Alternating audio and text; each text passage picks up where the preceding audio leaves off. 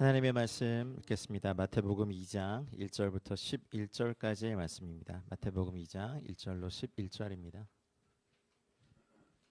한 절씩 교독하시죠. 제가 먼저 봉독해 올리겠습니다. 헤롯 왕 때에 예수께서 유대 베들레헴에서 나심에 동방으로부터 박사들이 예루살렘에 이르러 말하되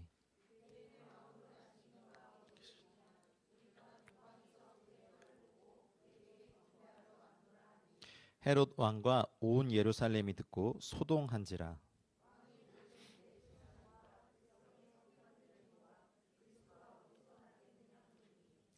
이르되 유대 베들레헴이오니 이는 선지자로 이렇게 기록된 바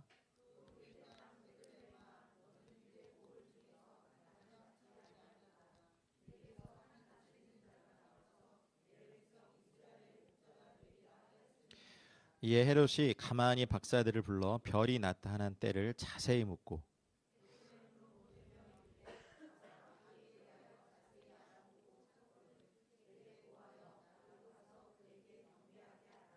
박사들이 왕의 말을 듣고 갈새 동방에서 보던 그 별이 문득 앞서 인도하여 가다가 악이 있는 곳 위에 머물러 서 있는지라.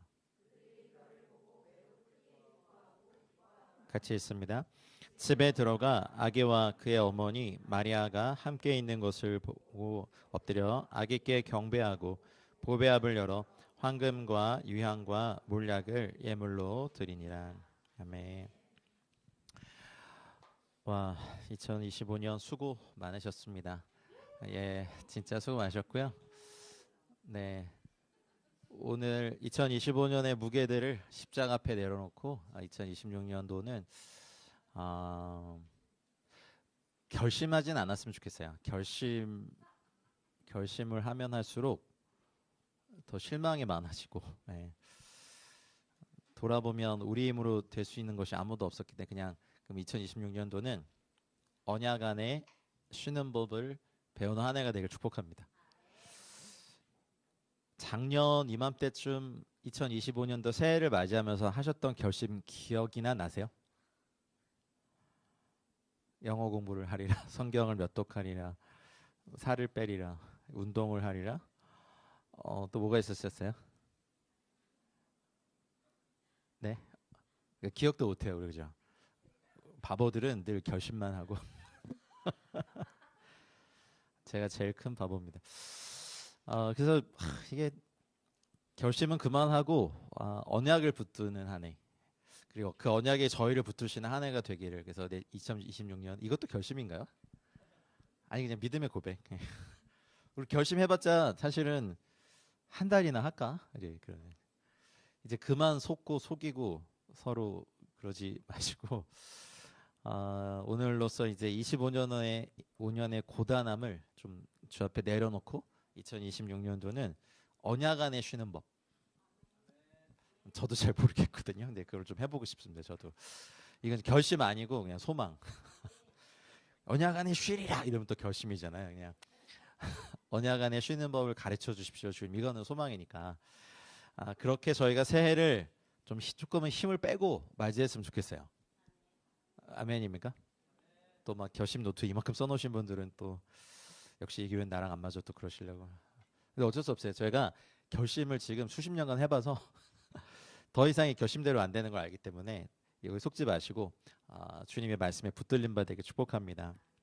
그래서 오늘 송년 예배 경험에서 저희가 드리는데, 그렇다면 오늘 도대체 어떤 말씀을 전해야 될까 해서 새해에 관련된 막 이렇게 말씀을 찾고 있는데 주님이 계속해서 이 본문을 떠올리게 하셔서 이거는 성탄절날 해야 되는 건데 왜 지금 주실까 고민하다가 라고 생각한 게 있었어요. 이 본문의 설교를 처음 듣는 것 같이 오늘 들어주시기 바랍니다. 헤롯 왕이라고 있었습니다. 근데 그때 예수께서 어디서 나셨냐면 유대 베들레헴에서 나셨거든요. 우와. 근데 여기 더 중요한 사람들이 나와요. 동방으로부터 박사들이 예루살렘에 이르러 말하되, 이게 오늘 핵심 포인트인데, 동방 아나톨레라고 하는 이 단어는 그냥 이스라엘을 기점으로 동쪽 있는 게 아니라 해가 뜨는 곳이거든요. 그리고 이 박사들 헬라어가 마기인데요. 이제 박사들 마고스라고 나온 이 사람들이 사실은 누군지 몰라요. 성별도 모르고 여성일지도 몰라요. 그다음에 이름도 몰라요. 성도 몰라. 이거 무슨 가사 같은데? 이름도 몰라. 출생지도 몰라요. 그리고 동방박사들이 세 사람이란 말은 성경에 나오지 않아요. 동방박사는 세 사람이 아니에요. 그냥 황금과 유향과 몰약을 드렸기에 그냥 기독교가 세 사람일 거라고 그냥 그렇게 받아들이고, 얼마 전 저희 가족도 그 성탄절날 더 스타라는 애니메이션 정말 재밌더라고요. 여러분 꼭 보십시오. 감동적입니다. 그걸 봤는데 거기도 세 명의 동방박사가 나오거든요. 근데 얘들아, 동방박사는 세 명이 아니야. 몰라 몇 명이지. 성경에 세 명이라 기록된 게 없어요. 그래서 더 두 사람이었을 수도 있고, 근데 박사들이니까 두 사람, 최소는 두 사람, 그다음에 더 많았을 수도 있는데, 박사들이 몇 명이었든지 간에 어쨌든 이 행렬이 굉장히 컸을 거라고 생각합니다. 아니면 작은데도 뭔가 그 안목을 딱 끌게 하는 어떤 게 있었겠죠. 그래서 동방으로부터 박사들이 예루살렘에 이르러서 말하되, 근데 여기 궁금한 건, 이 사람들은 물론 이제 나중에 별을 보고 왔다라고 하지만, 저희들 사실 별 볼 일 없는 사람들이잖아요. 아니에요? 별 볼 일 많으세요? 근데 여기서 그리고 저희가 좀 봐야 될 것은, 이분들이 온 거리가 페르시아의 어떤 데가 아니에요.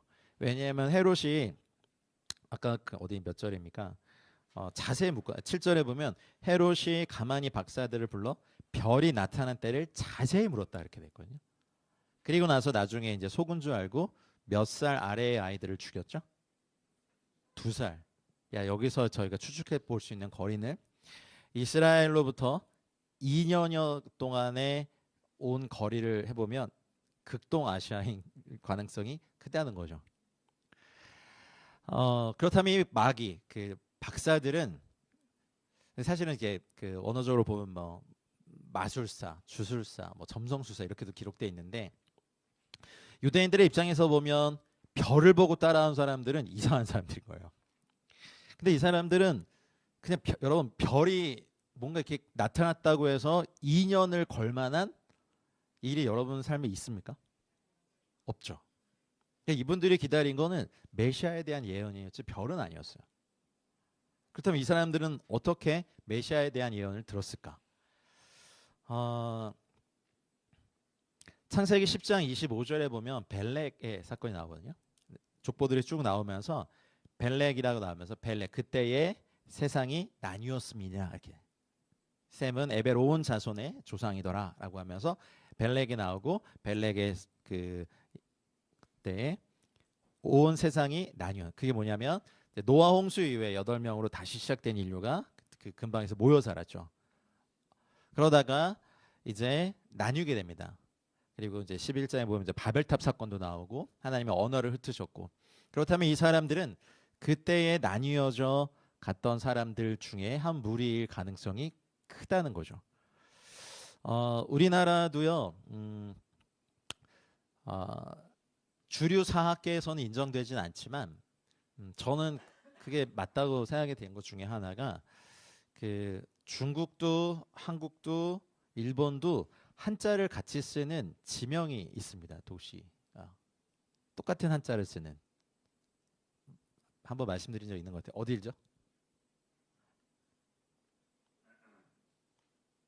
두 글자인데 한자가 똑같아요. 중국도 그 지명이 있고, 한국도 이 지명이 있고, 일본도 이 한자가 있어요. 읽는 법은 좀 다르지만 청도입니다. 여러분 칭따오피 맥주만 하시죠. 우리나라도 청도가 있고, 일본에는요 아오시마라고 읽는 청도가 있죠. 왜 갑자기 이런 얘기를 드리냐면, 거기에 아주 흥미로운 고대 기록이 하나 있는데, 우리나라 주류 사학계에선 절대 인정하지 않는 하나가 있어요. 그 중국어로 이스라엘을 뭐라고 하죠? 그렇죠. 이스리에. 써 이자 써가지고 색자 쓰고 열방 열자 써가지고 이스리에라고 합니다. 그래서 이 서, 그러니까 저희 식으로 읽으면 이 서잖아요.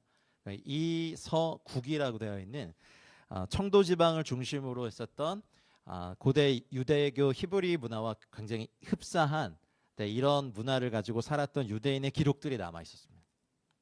근데 여러분, 우리나라 고대사에서 가장 근거를 갖고 있는 책이 뭔지 혹시 기억나십니까? 삼국사기와 삼국유사입니다. 근데 우리 역사를 보면 이제 뒤에 일어나는 정권이 정통성이 없을 때 제일 먼저 하는 일이 뭔지 아세요? 역사를 왜곡합니다. 고조선이 대부분 고조선은 아시죠? 물론 뭐 고조선이 수백 년간 지속되면서 지금으로 치면 뭐 내무부 뭐 이런 거 다 부서가 있었는데 없었던 부서가 하나 있어요. 국가에 꼭 필요한 부서가 하나 없었어요. 뭐가 없었냐면 국방부가 없었어요. 군대가 없었어요. 수백 년간. 그래서 고조선은 제천을 하던 하나님을 섬기는 나라였습니다. 그러니까 이게 되게 신비하죠. 근데 고조선 이후에 이제 불교가 들어오면서 불교가 앞선 모든 한국의 고대사의 기록들을 다 불태우고 말살했죠. 그러면서 한국의 역사가 갑자기 불교 중심으로 삼국사기와 삼국유사가 쓰여지면서 하나님을 섬겼던 법들은 다 없어지고, 성원아 그 법 이름이 뭐지? 고조선에 8조법 중에 몇 개 남아있죠? 3개. 그 내용 혹시 기억해? 해봐, 말해봐. 사람 죽이면 죽이고, 또 남에게 상해를 입히면 도둑질하면 노비가 되거나. 오, 깜짝이야. 자, 이 3가지 남아있는데 앞에 5개는 뭘까요? 하나님을 섬기던 규명, 그 계명과 관련된 일입니다. 저희는 여기가 지금 홍대잖아요. 이 홍자가 불구홍자인가요? 넓을홍자인가요? 홍대가 넓을홍이에요. 넓을홍 맞아요? 그 홍익의 홍대 맞나요? 그렇죠. 근데 제세 이화 경천 애인 홍익인간이라는 저희 고조선 건국의 이념을 보면 오늘 좀 이상한데 들어오셔야 돼요. 경천 애인은 첫 계명과 두 번째 계명을 한자로 풀이한 거거든요. 하나님을 사랑하고 사람을 사랑하는 것을 한자로 4글자로 하늘을 공경하고 사람을 사랑하는 것, 하나님을 사랑하고 이웃을 사랑하는 것. 그다음에 홍익 인간은 널리 인간을 이롭게 하는 저희 민족의 건국 이념이죠. 이것이 사실은 고대에 이것이 기록에 남기 전에 저희 민족이 아라라산 이후로부터 갖고 왔었던 가치였어요. 중국에 가보니까 카이펑, 개봉에도 유대인들 공동체가 있거든요. 그래서 그들이 물론 공산주의 정권에 아주 악독한 그 말살을 당했지만 그 전까지 토라를 읽고 안식일을 지키고 메시아를 기다리는 예배를 계속했었죠.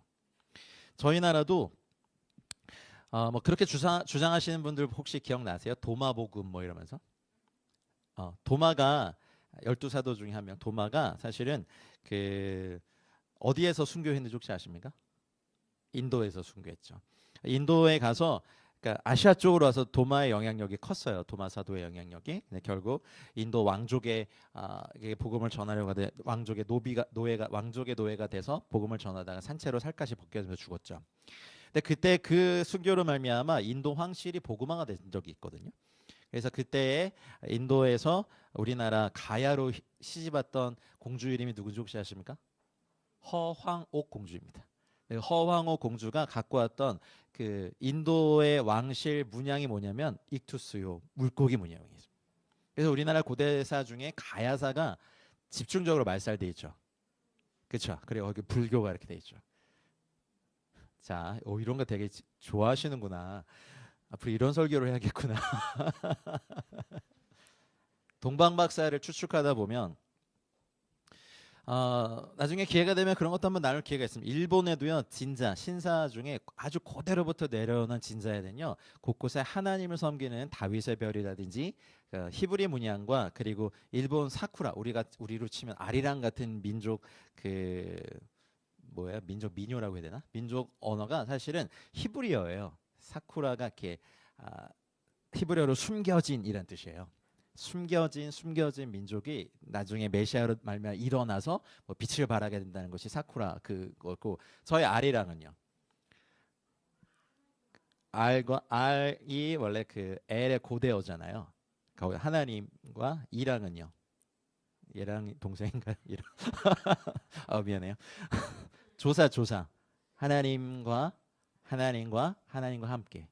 그러면 벨렉 때에 세상이 나눠지면서 저희 민족도 거기 노아의 아라랏산 주변에 살다가 나눠지면서 아주 큰 이별의 정서를 가지고 이렇게 이동해 온 거죠. 그래서 저희 한민족의 그 동선을 따라가 보면 저희 한국어 우랄 알타이 어군에 속해 있지만 우랄 알타이 어군이 다 표현할 수 없는 한민족의 한국어의 독특한 언어들의 특성이 더 크거든요. 우랄 알타이 어군보다. 제가 아마 목사가 안 됐으면 비교 언어학자가 되고 싶었는데 되게 커요. 우랄 알타이 어군이 다 담을 수 없는 한글의 독특한 특징이 있어요.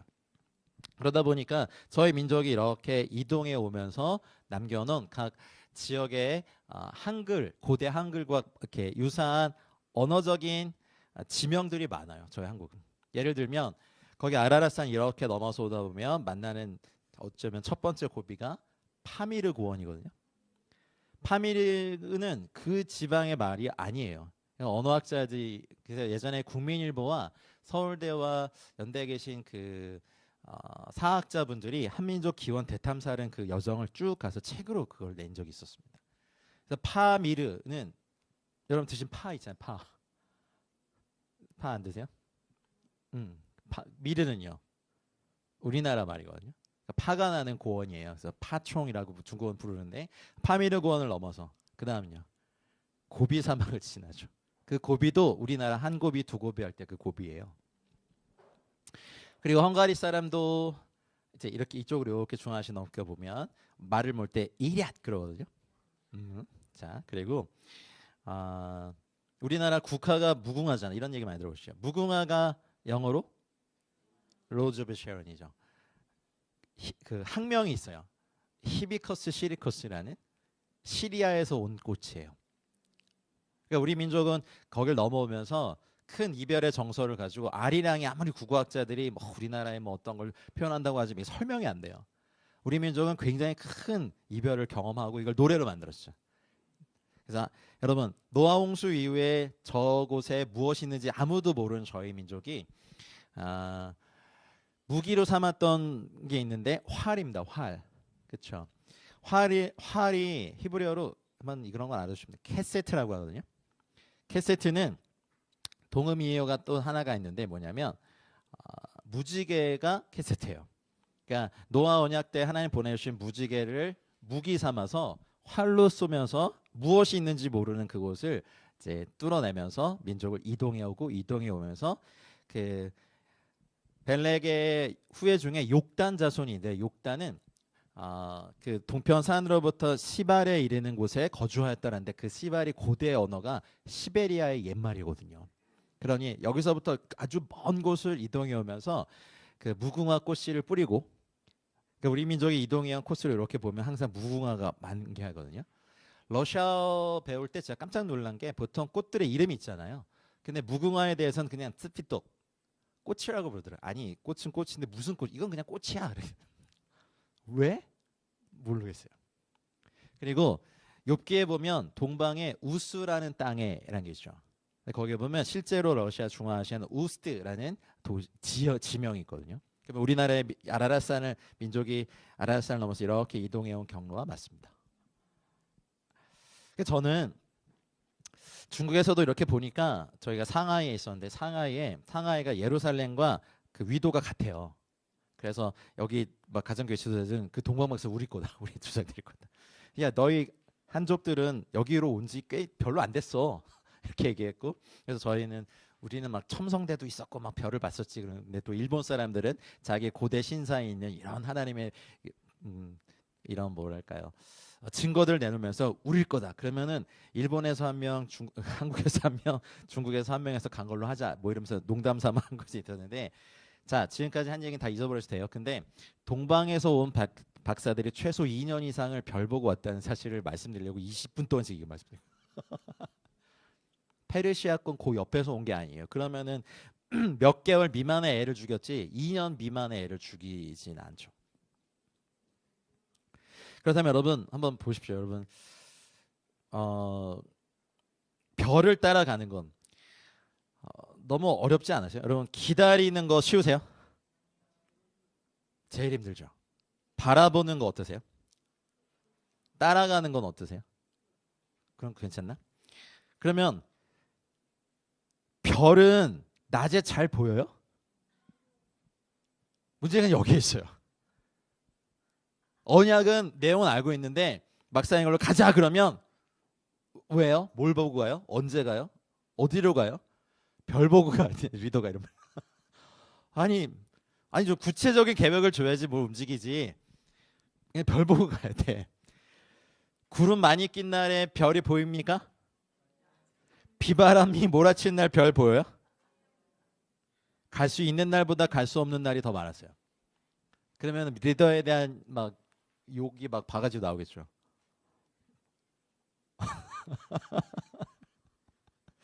근데 그래요. 그럼 별 가면 그럼 어디로 가는 거예요? 몰라. 근데 이스라엘 땅에 나신다고 하셨으니까 이스라엘 가면 그리고 예루살렘에 가면 알 수 있지 않을까? 근데 이거 하나만 붙잡고 가자 그러는 거죠. 정작 그 말씀을 오히려 잘 알고 있었던 대제사장과 백성의 서기관들은 별을 보고 주님의 오심을 기다리거나 맞이하지 않았죠. 여러분 2년이 걸리는 여정을 별만을 보고 여행을 한 동방박사들의 이 모습이 사실 저희 인생입니다. 저희 성계매교의 모습일지도 모르겠습니다. 25년 제 개인적으로도 너무 고단했습니다. 좀 많이 고단했습니다. 그래서 막 어깨도 아프고 막 곳곳이 아프고 마음도 심리적으로 너무 힘들고 왜 하나님 별을 보고 가야 되니까. 해는 너무 찬란해. 달은 어때요? 네온이 없는 곳의 달은요 정말 환해요.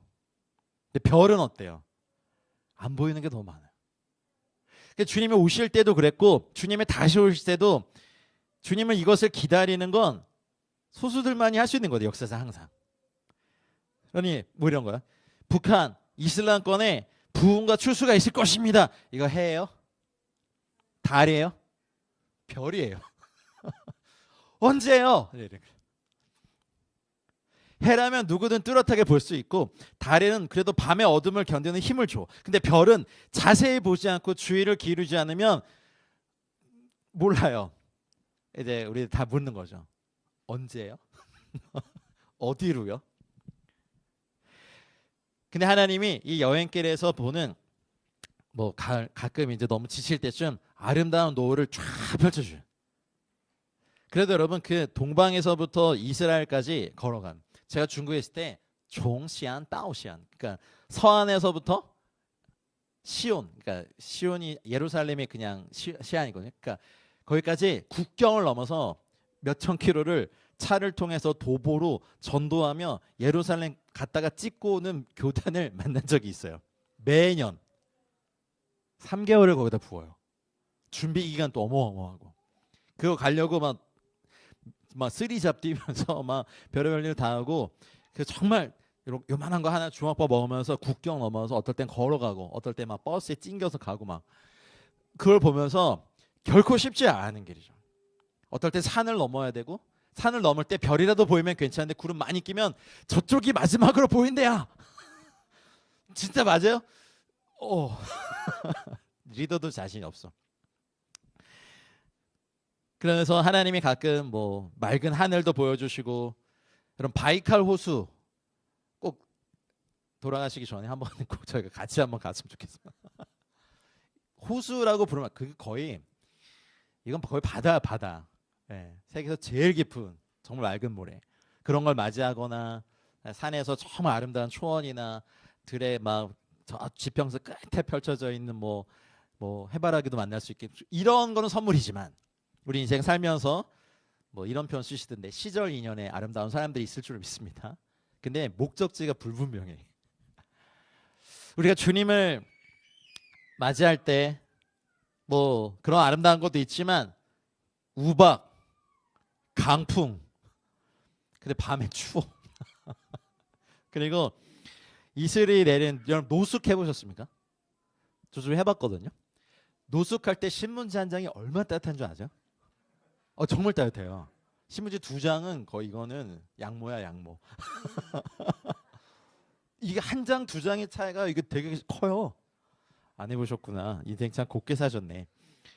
강도의 위협 외웠 마적대도 있죠. 그다음에 들짐승의 위협이 있죠. 그리고 컨디션의 난조 외웠겠어요. 막 아파. 그리고 감정적인 사람들은 불안정해.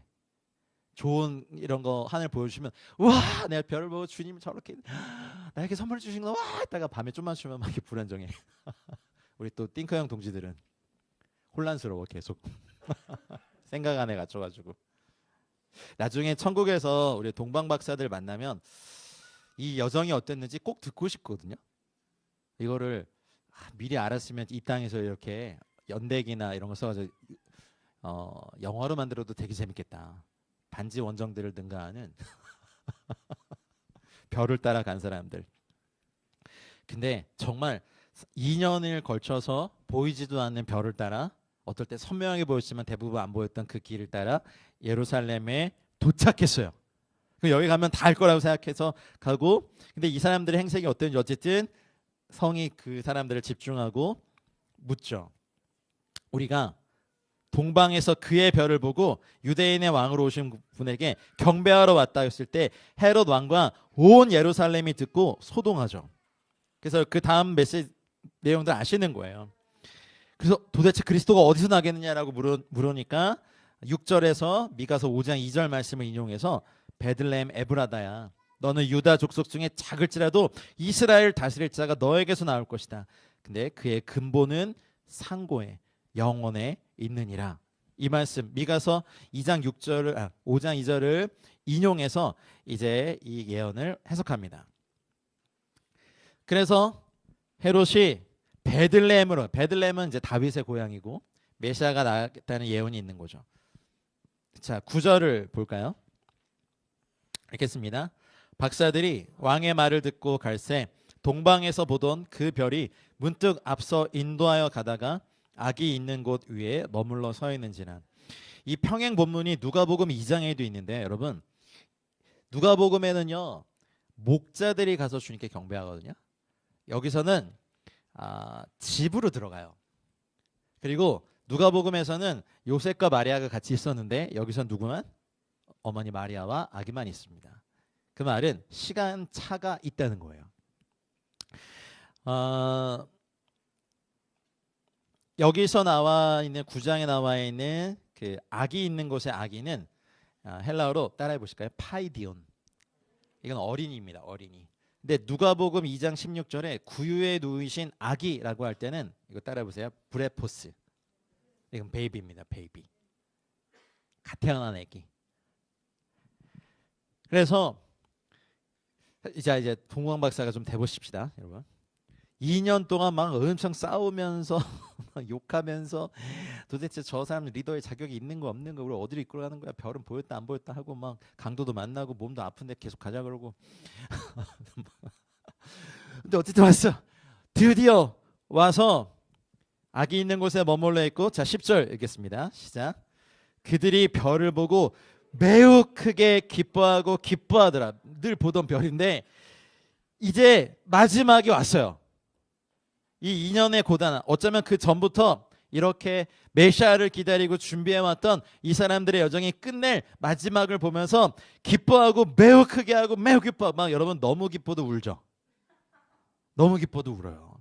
말이 안 되고 너무 기뻐도 울어요. 여러분 인생 살면서 그런 기쁨 많이 경험해 보시기 축복합니다. 왜 울어? 너무 기쁘잖아!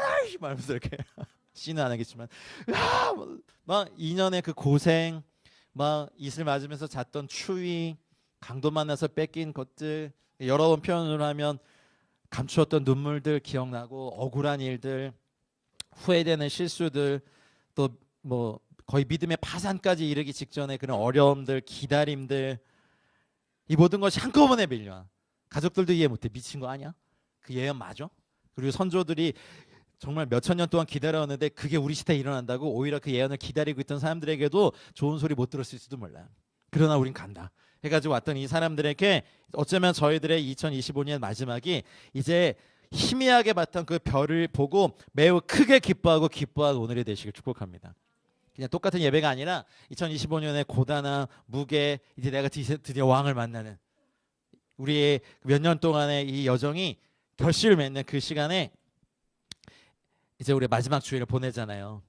그러니 그동안 그 모든 것들이 다 보상받는 은혜. 여기 왔다고 뭐 이제 돌아갈 여비 챙겨주는 것도 아니고 오히려 주님께 드리러 왔으니까.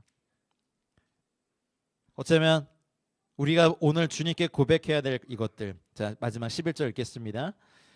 집에 들어가 아기와 그의 어머니 마리아가 함께 있는 것을 보고 엎드려 아기께 경배하고 보배압을 열어 황금과 유향과 몰약을 예물로 드리니라. 인물이 다르죠. 목동은 없어요. 그리고 여기는 집이고 요셉은 없고, 그리고 파이디온인 어린이에게 예물을 드리는 이곳에, 그렇다면 여기 황금, 유향, 몰약을 이제 저희가 2026년도 아니 앞으로도 계속 주님께 드릴 왕에 드릴 예물이라고 저는 오늘 말씀드리고 싶은데, 황금 이제 있으시면 다 가지고 오시고 제가 맡아드릴게요. 아니야, 농담이고, 베드로후서 1장 4절에 우리가 지금 이렇게 큰 약속을 받은 저희들에게 정욕 때문에 썩어진 것을 피하여서 신성한 성품에 참여하는 것. 성경의 황금은, 금은 하나님의 divine nature, 신성한 성품이에요. 우리가 이 땅을 살아가는 동안 교회도 인성만 있잖아요. 그러면 상처, 수군거림, 억울함 이런 것만 막 수군거리고 막 왕되는 교회 돼요. 정말 이해되세요? 신성한 성품을 가장 잘 말할 수 있는 건 성령의 열매들이겠죠. 저는 제일 처음 뭡니까? 갈라디아서 말하고는 사랑이죠. 인간이 하는 사랑은 사실 저도 이것에 대해서 참 많이 어렵고 씨름하고 있는 부분인데, 사랑의 크기가 너무 작아요. 우리 인생에 여러분 이렇게 금광이나 사금, 그 강에서 금을 이렇게 캐가지고 나오는 사금이 있잖아요. 모래 같은 금. 그거는 금으로서 가치가 있게 없게요? 쓸모가 없습니다. 왜요? 불순물이 너무 많아요. 그래서 그렇게 얻어진 것들을요, 그냥 뜨거운 불에서 재련을 해야 돼요. 그래서 불순물을 한번 제거해야 돼요. 그 뜨거운 불에서 재련하고 나온 게 뭐예요? 황금이에요. 근데 황금도 사실 예전엔 귀했지만 지금 황금은 쓸모가 없어요. 그 황금을 또 이렇게 더 뜨거운 불에 집어넣어서 재련을 해야 돼요. 그리고 나서 받는 게 뭐게요? 나오는 금이 순금이에요. 순금 이렇게 보면 99.99 이렇게 써 있죠. 지금 인간이 갖고 있는 재련술로 얻을 수 있는, 그냥 제가 좀 틀릴 수도 있는데 이 9의 숫자가 7개까지예요. 99.9999. 왜 100이 안 되냐면 이 금을 100의 순도로 맞추려면 태양 에너지나 핵 에너지의 폭발보다 더한 에너지가 부어줘야 돼요. 근데 그건 인간이 할 수 없어요. 그래서 99.9999 집에 딱 그런 지금 있잖아요. 다음 주에 꼭 갖고 오세요. 갖고 오세요. 걱정 말고, 걱정. 99.999 이게 이제 순도 몇 개. 그래서 그런 거 해가지고 골드바 사시잖아요. 그러면 성경이 말하는 완벽한 100%의 금은 정금이라고 말하거든요. 그거는 거의 하나님의 초자연적인 에너지가 여기 들어지기 전까지. 그래서 내가 이 모든 이 고생과 수고가 다한 후에 내가 정금같이 나으리라는 고백은요, 실로 어마어마한 거죠. 그럼 우리가 주님께 드려야 될 황금은 뭡니까? 우리가 우리 삶과 인격과 사역과 우리 교회에 맺혀질 하나님의 성품이라고 했습니다. 사랑, 희락, 화평, 자비, 양선, 온유, 충성, 절제, 오래 참음의 이 성령의 9가지 열매는 저에게 없는 거예요. 우리는 사랑은 무슨 짜증과 비움과, 희락이 어디 있어? 불평과 불만과, 자비가 어디 있어? 좀만 못하면 그냥 비난하고 험담하고 깎아내리고 막 그런 거. 그냥 양선은 어디 있나? 악을 행하기 좋아하고. 더해요? 충성은 무슨?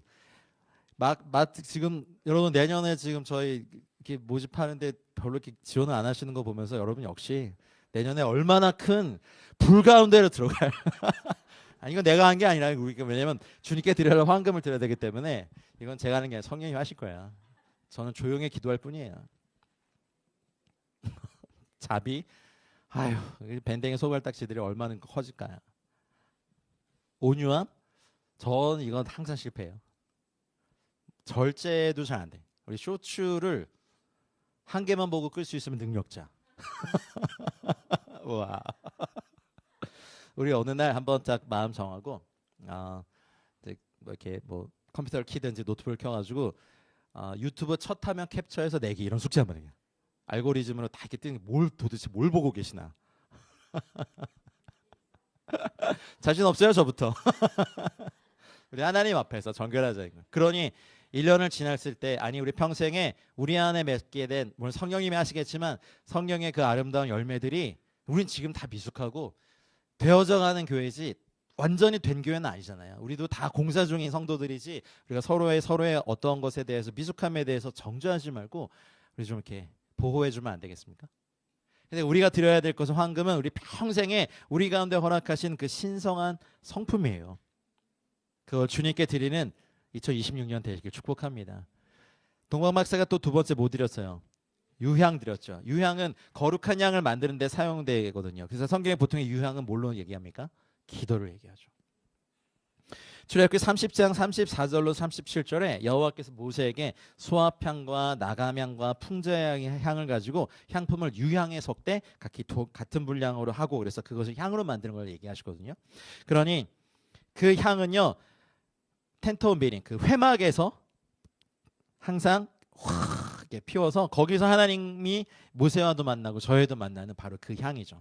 성도들의 기도가 향일지인데 우리가 1년 동안 계속해서 우리 평생에 드려야 될 이 유향의 제물은 바로 기도입니다. 다른 사람에서 기도하는 건 쉽지 않아요. 뭐 그거 한다고 해서 감사를 표현하는 것도 아니고 기도를 했는데 더 막 이렇게 욕이 들려오고 그럼 속상하죠. 그리고 기도를 하면 할수록 더 어두워지는 것 같은데 이게 뭐지? 괜찮아요. 그거 나감향의 단계에서 그래요. 그 단계는 꼭 거쳐요. 그러다가 결국 막 옷을 찢고 마음을 찢으면서 기도하는 풍자향으로 가는데 그걸 다 동일하게 유향에 섞고 소금을 하나님의 언약을 쳐서 이렇게 기도해야 되는 바로 그 유향의 예물을 2026년도에 저희가 왕께 드려야 됩니다. 주님 오실 때까지 드려야 됩니다. 저희 성김의 교회가 이 기도에 더 열심히 그래서 마련했습니다. 이제 한 달에 2번 현장 금요 기도회가 여기서 시작됩니다. 와, 예, 더 강력하게. 그리고 마지막에 드린 그게 뭐죠? 몰약이죠. 몰약은 여러분 에스더서 2장 12절 말씀에 보면 에스더가 이제 이렇게 기록되어 있습니다. 처녀마다 차례대로 아하수에로 왕에게 나아가기 전에 여자에 대하여 정한 규례대로 12달 동안을 행하되 6달은 몰약 기름을 쓰고 6달은 향품과 여자에게 쓰는 다른 물품을 써서 몸을 정결하게 하는 기한을 맞춰라. 이 말은 우리가 왕이신 주님께 나아갈 때 저희들에게 있는 이 아까 말한 신성한 성품이 없으면 인성만 가득한 교회는요. 와 진짜 가기 싫어요. 목사님 어떻게 그렇게 말해 나한테? 인성만 가득해. 여러분의 인성이 참 좋습니다. 그렇죠? 신성이 없고 인성만 가득해. 그건 교회가 아니에요. 그건 그냥 매니아 집단이에요. 영적인 걸 관심 있어 하는 매니아 집단이죠. 그런 교회 담임 목사하고 싶지 않아요. 용서 절대 없어. 용서가 있긴 어딨어. 그렇죠? 자비는 무슨 채찍으로 매우 쳐야지. 우리 뭐 북한 아니잖아요. 후상 비판, 자아 비판을 막 이렇게 정기적으로 해야 되는 거 아니잖아요. 그래서 몰약은 우리 알아요. 내 자아가 죽는 곳이에요. 죽어야 살아요. 내 인성이 죽어야 황금이 연결. 아멘입니까? 내 권리에도 죽어야 돼. 내가 억울해도 그거에 죽어야 돼. 내가 할 수 있어도 죽어야 돼. 그것을 배우는 것이 사실 몰약입니다. 그래서 우리가 새 가족 부대가 되기 위해서 주님 안에서 우리 가족의 이 숨이 확 죽는 새해가 되길 축복합니다. 결국 이 몰약의 기름을 받으신 주님이 예수님께서 사실은 몰약은 죽음과 고난이잖아요. 그래서 예수님이 십자가에서 죽으시고 난 다음에 예수의 시체를 가져다가 니고데모도 몰약과 침향 섞은 것을 가지고 와서 예수님의 몸에 이렇게 쓰죠. 2026년 저희 교회가 여러분 한 분 한 분이 주님께 드려야 될 3가지 예물 꼭 기억하십시오. 동방박사가 예수님의 초림 때 드렸다면 저희는 이제 주님의 재림을 기다리면서 이것을 드려야 됩니다. 첫 번째 뭐라고요? 황금. 진짜 금도 가져오시고 이거 캡처해서 말하면 저 이단 되겠다. 우리 신성한 성품, 주님 닮은 성품, 주님의 성품, 성령의 열매 말이에요. 그거 주님께 많이 드리는 교회 되고 싶습니다. 두 번째 뭐예요? 유향의 기도입니다. 우리만을 위한, 또 우리 가족만을 위한 이기적인 기도 말고 다른 사람을 위한, 또 타인을 위한 이 정말 유향의 기도와 세 번째 뭐예요? 몰량. 날마다 십자가에서 나도 죽고 죄에 대하여 죽고 세상에 대해서 죽고 나의 자아에 대해서 죽는 이 죽음이 날마다 있을 때 주님께 드리는, 동방박사들은 초림 때 오신 아기 예수님께 드렸다면 우리는 다시 오실 주님께 날마다 드리는 동방박사의 예물이 되길 축복합니다. 우린 또 극동아시아의 이스라엘의 정말 동쪽 끝에 있는 나라잖아요. 그러니 저희가 이 예물을 드리면서 주님의 다시 오심을 맞이하는 은혜가 저희 모두 가운데 있기를 주의 이름으로 축복합니다. 이제 함께 잠깐 기도할까요? 기도하고 오늘 성찬 참여하겠습니다. 함께 기도할 때 우리 결단의 기도 한번 했으면 좋겠습니다. 여러분의 황금이, 여러분의 유향이, 여러분의 몰약이 어떻게 주님께 드려질 수 있는 한 해가 될지 기억하시면서, 하나님, 해도 아니고 달도 아니고 별을 보고 가야 되는, 하나님의 언약만을 붙들고 가야 되는 이 고단한 인생이 아니라 2026년 하나님 그 별을 보고 가기에 우리는 올바른 곳으로 가고 있는 저희들 되기 원합니다. 하나님, 우리 개인이 그렇게 되고 우리 교회가 그렇게 되어서 주님 만났을 때 황금과 유향과 몰약을 날마다 드리는, 매년 드리는, 주님 오실 때까지 드리는 그런 교회 되게 해주시고 우리 모두가 되게 해달라고 이 시간 주님이란 마음 부르고 같이 기도하겠습니다. 주님, 우리 성김의 교회 모든 성도님들 한번 기억하셔서 하나님 아버지, 저희들에게 황금과 유향과 몰약을 드리러 가는 이 여정을 저희를 이끌어 주시옵소서. 하나님 아버지, 저희들이 하나님 저희들의 욕심과 하나님 저희들의 뜻과 저희들의 계획대로 나아가는 것이 아니라 하나님 우리의 성품 가운데, 우리의 사역 가운데, 우리의 인격 가운데 디바인 네이처, 신성한 성품을 많이 만들어 주셔서 주님께 드리는 황금의 아름다운 성품들이 되게 해주시길 원합니다. 하나님 아버지, 우리의 기도가 계속해서 하늘에 닿아서 우리 자신과 하나님 우리 주변의 사람들, 또 하나님 전도 대상자와 하나님 남북한과 열방까지 이르는 하나님 유향이 끊이지 않고 들으리는 기도하는 교회 되게 하여 주시옵소서. 하나님, 주님을 위해서, 복음을 위해서 고난받고 나아가는 은혜가 저희 모두 가운데 있게 하여 주시옵소서. 하나님의 은혜가 저희 모두가 하나님 참여하기 원합니다. 하나님, 죄에 대해서 죽고 나의 자아에 대해서 죽고 세상에 대하여 죽으며 하나님 주님과 함께 사는 저희 모두가 되게 하여 주시옵소서. 할렐루야, 할렐루야. 사랑하는 주님, 동방박사들이 별을 보고 2년이 넘는 시간 동안 그 길을 갔을 때 외로움도 있었고 추위도 있었고 절망도 있었고 어려움도 있었을 줄 압니다. 하나님, 이 시대가 그 별을 가리는 수많은 구름들과 소음과 매연과 사람의 소리들이 가득합니다. 다른 빛이 가득합니다. 하나님, 주님이 다시 오실 이기는 자에게 주시는 그 새벽별을 받는 교회 되게 하여 주시옵소서. 잘 보이지 않는 별이라고요 여기지 아니하고 하나님, 우리가 그 별을 따라서 주님의 다시 오심을 기다리고 예비하는 주님의 몸된 교회 되게 하여 주시옵소서.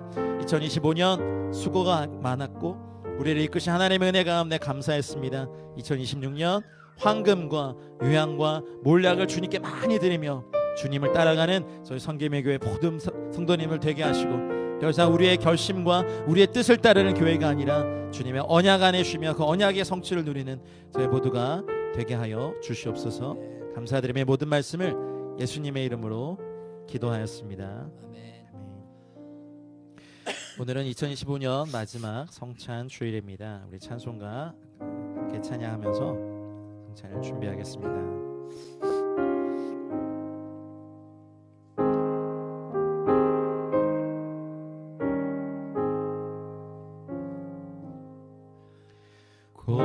고통의 멍에 벗으려고 예수께로 나갑니다.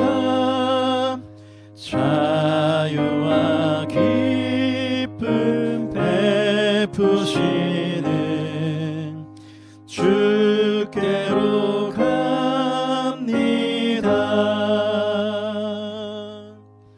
병든 내 몸이 튼튼하고 빈궁한 삶이 부해지며 죄악을 벗어버리려고 주께로 갑니다.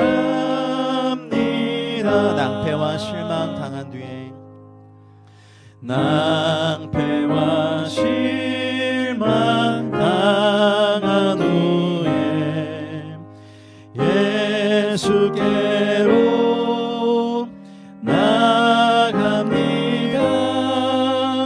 십자가 은혜 받으려고 주께로 갑니다. 슬프던 마음 위로받고 인생의 풍파 잔잔하며 영광의 찬송 부르려고 주께로 갑니다. 4절로 찬양합니다. 죽음의 길을 벗어나서 죽음의 길을 벗어나서 예수께로 나갑니다. 영원한 집을 바라보고 주께로 갑니다.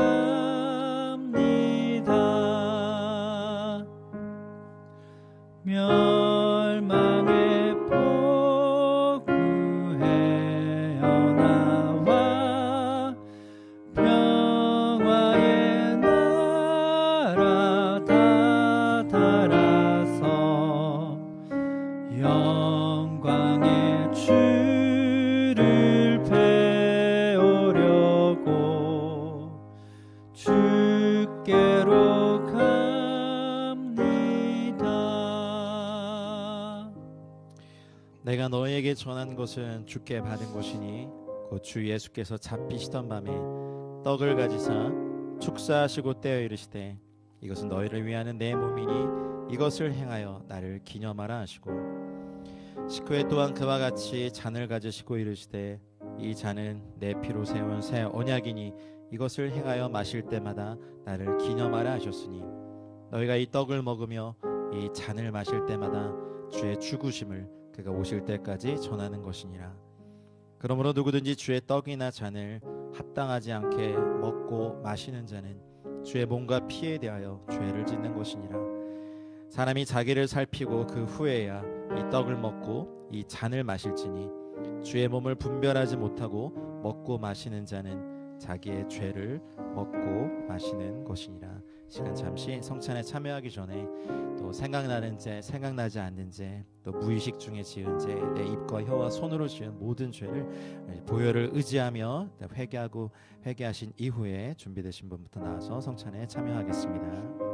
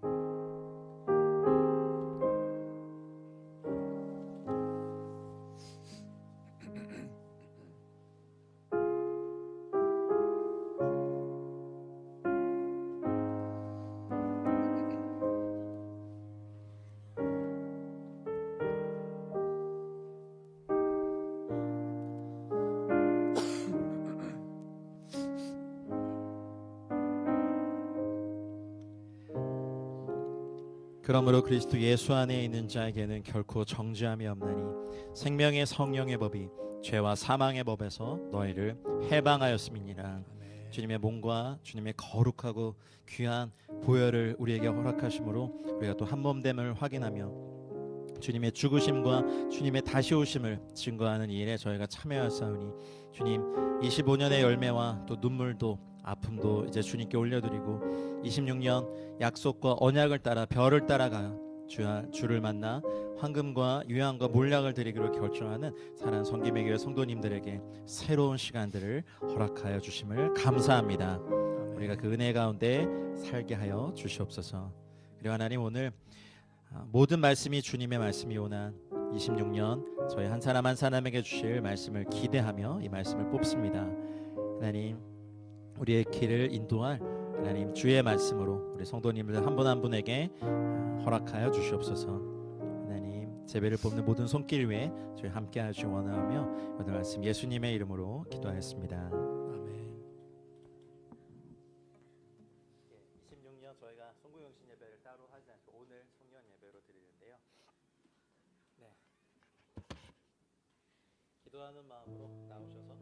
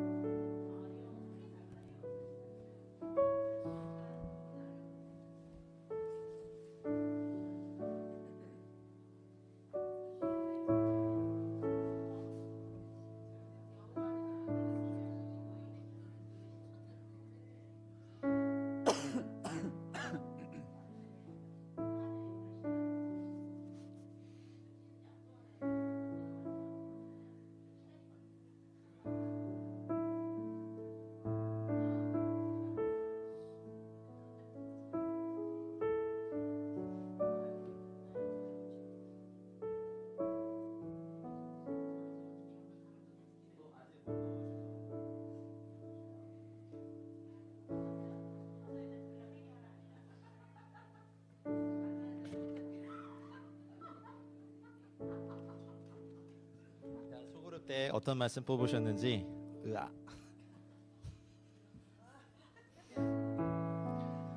아니 위로의 말씀이어서 네.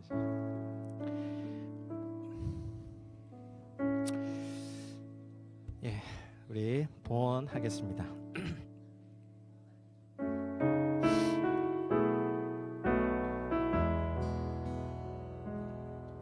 나의 모습 나의 소유 주님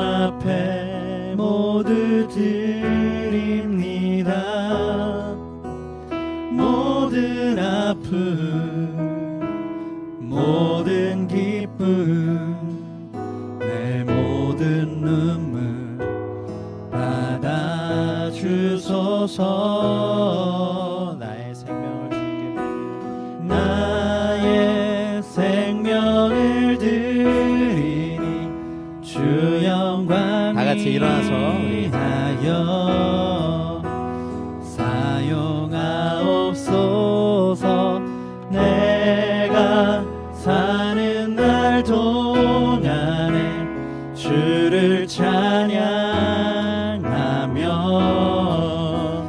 기쁨의 제물 되리. 나를 받아 주소서. 나의 생명을 주님께 드립니다. 나의 생명을 드리니 주 영광 위하여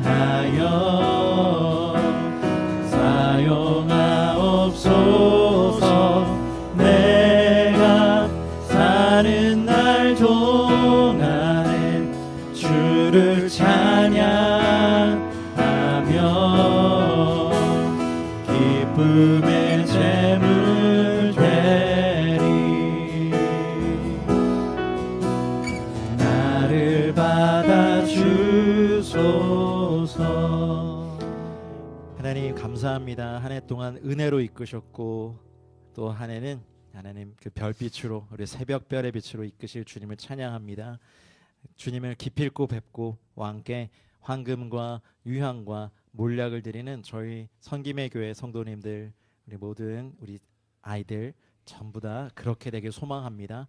하나님, 그래서 가는 길 힘들고 어렵지만 별과 소망과 언약을 따라가는 저희 공동체 되길 원하며 또 오늘도 드린 이 모든 예물 가운데 축복하여 주시고 하늘 보고 활짝 여셔서 이 땅을 살아가는 동안 필요한 먹을 것, 입을 것, 사용할 것, 나눌 것, 드릴 것이 끊이지 않고 공급하시는 은혜가 하늘로부터 있게 하여 주시옵소서.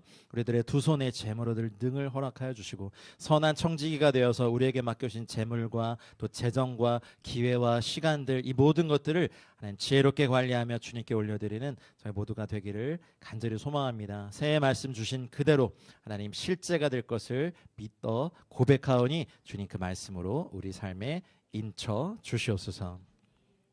이제는 우리 구주 예수 그리스도의 은혜와 하나님 아버지의 다함없고 무궁하신 사랑과 성령님의 감화, 감동, 교통, 충만하신 은총이 황금과 유향과 몰약을 드리며 주님을 따라가기로 결정한 사랑하는 성김의 교회 모든 성도님들의 개인적인 삶과 가정과 우리의 일터와 우리의 사역지와 사업터와 우리가 속한 공동체와 이 도시와 세대와 민족과 열방 위에 이제와 영원토록 함께 있을지어다. 아멘.